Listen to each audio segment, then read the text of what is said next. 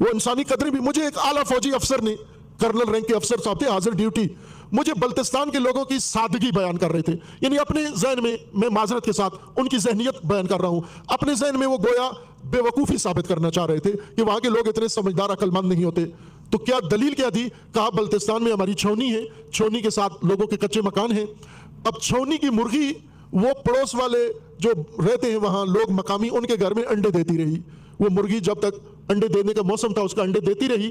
انہیں بھی نہیں پتا تھا کہ یہ فوجیوں کی مرغی ہمارے گھر میں آ کے انڈے دے رہی ہے. بالآخر ان لوگوں کو پتا چلا کہ یہ فوجیوں کی مرغی ہمارے گھر میں انڈے دیتی ہے.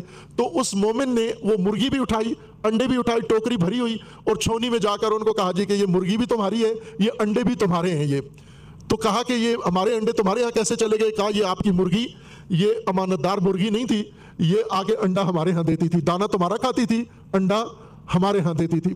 تو یہ انڈا بھی لے, اپنا مرغی بھی لے. تو وہ مجھے کہہ رہے تھے کہ یہ اتنے سادہ لوگ ہیں. میں نے کہا سادہ لوگ نہیں ہیں, یہ ان کا دین ہے, یہ ان کی تربیت ہے. اے کاش بلتستان میں ڈیوٹی کے دوران ایک کرنل صاحب آپ بھی یہ درس ان سے سیکھ لیتے کہ وہ قوم جو تمہارا انڈا تک غصب کرنے کے لیے تیار نہیں ہے, اگر تم ان کے سارے حقوق غصب کر لو, یہ سیکھو ان سے. وہ تمہاری مرغی غصب کرنے کے لیے تیار نہیں ہے.